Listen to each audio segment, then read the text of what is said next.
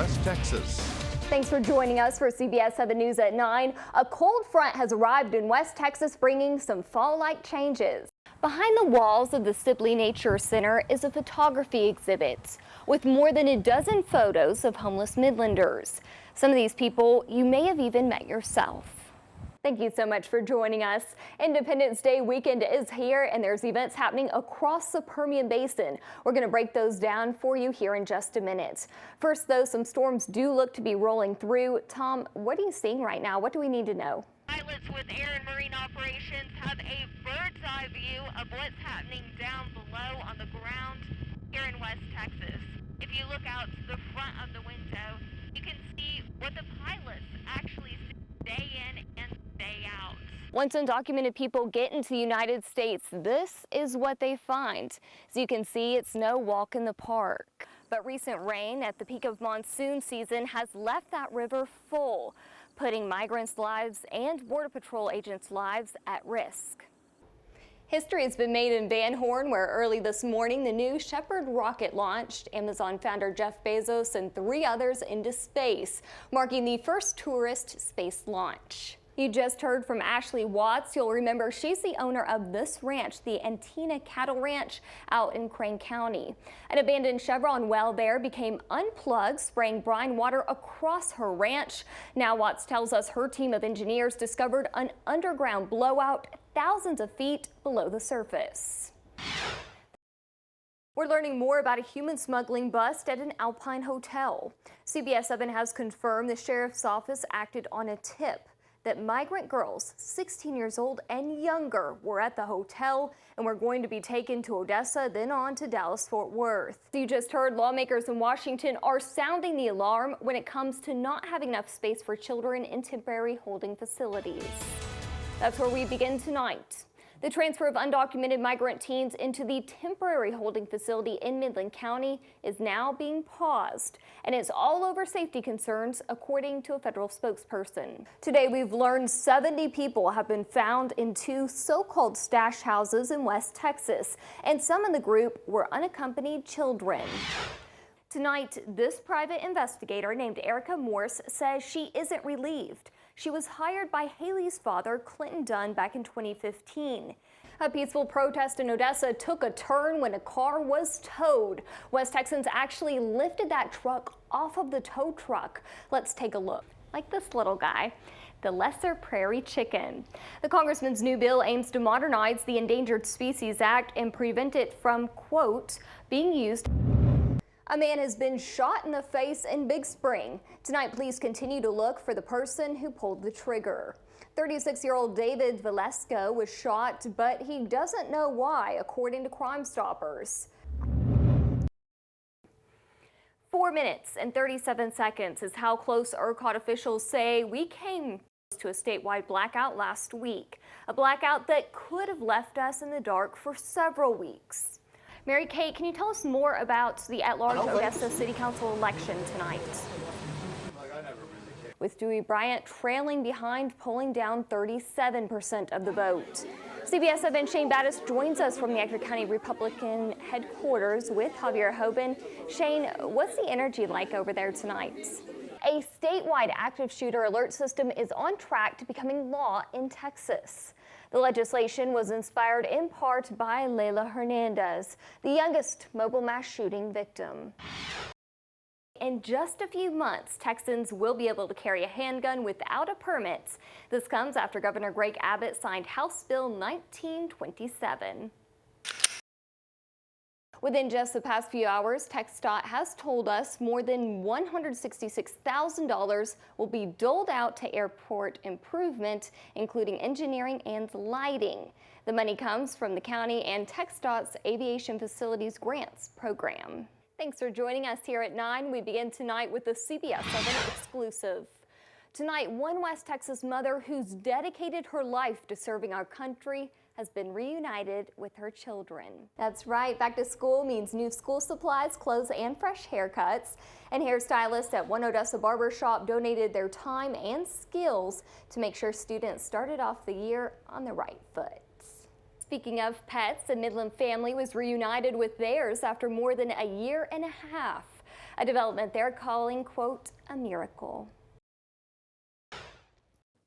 Tucked away in the mountains in the outskirts of Fort Davis and the wild expanse of Valentine sit several ranches. Several ranch owners tell me their property has been used by undocumented people, but they still provide them with food and water because they say it's the Christian thing to do.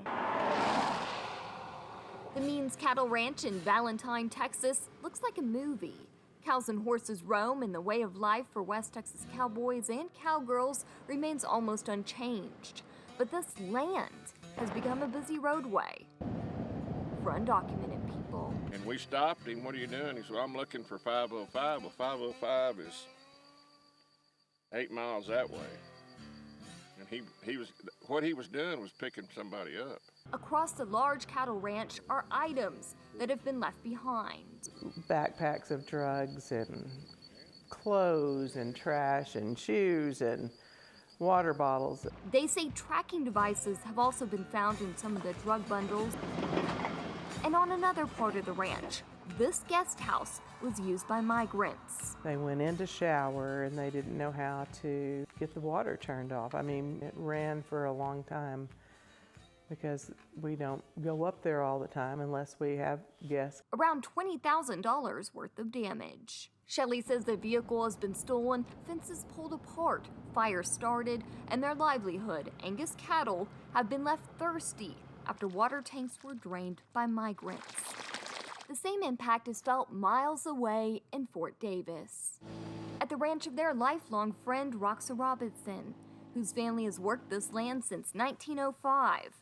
Here, water tanks have been drained several times recently. It was in a pasture where we had the cattle, so we had to hurry and get the water back to them. It takes days to get the water systems online on ranches where it's hard to put a price tag on time. It's all time. It's not time that we schedule. It's, time that you fit in. Every time you have a fire, I mean, that wipes out a whole day.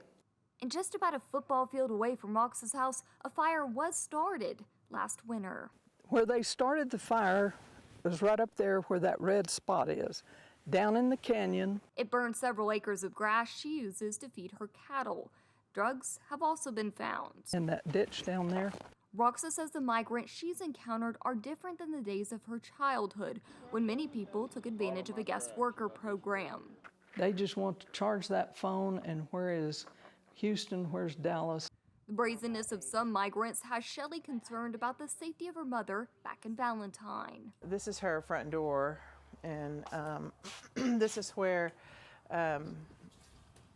a group of them came in and they kicked her door in, and then luckily she wasn't at home. If y'all want to come in here, there's a step down here. Items were stolen, but it's an incident in February that left the family rattled. Around a dozen young men had been dropped off in the mountains. They ended up on Carmen's property and were given a meal before Border Patrol picked them up. They threw a phone, all kinds of information. They had a map of my property. It was pictures of her house, of her driveway, of a hiding spot. One Christmas morning, Carmen walked in the living room and found a man. He quickly said, "Tiene café?" And I said, I can't speak Spanish very good. And I said, "Oh, sí, un momento, un momente," or something like that. Carmen made coffee and breakfast for the man and his friend. The two later went peacefully with Border Patrol agents. Carmen said she was told days later agents picked up 40 kilos of cocaine under a tree on her property, as well as several other migrants. These West Texans know their way around a firearm, but they don't want to have to use them. Besides the effect it would have mentally, they say they're worried about retaliation from the cartels. It's not shoot and ask questions later, because we won't be around if we did that. So a group of ranchers call each other every day to check in. We're on high alert all the time. Well, how you doing? You call. What's going on at your house today? The ranchers say the U.S. Border Patrol and local law enforcement agencies have been a big help, but they feel ignored in Washington. which is why Shelley and Roxa started a website. So far, more than 1,000 people have signed a letter demanding change. We need Washington to take us seriously and not think that we just are, I don't know what they think. They don't pay attention. The local families and ranchers and farmers that live on the southern border, it is not up to us to manage. As the sun sets on this ranch and many more like it, the ranchers tell me they'll continue to be vigilant and call each other to check in. In Far West Texas, Gianni Windahl, CBS 7 News.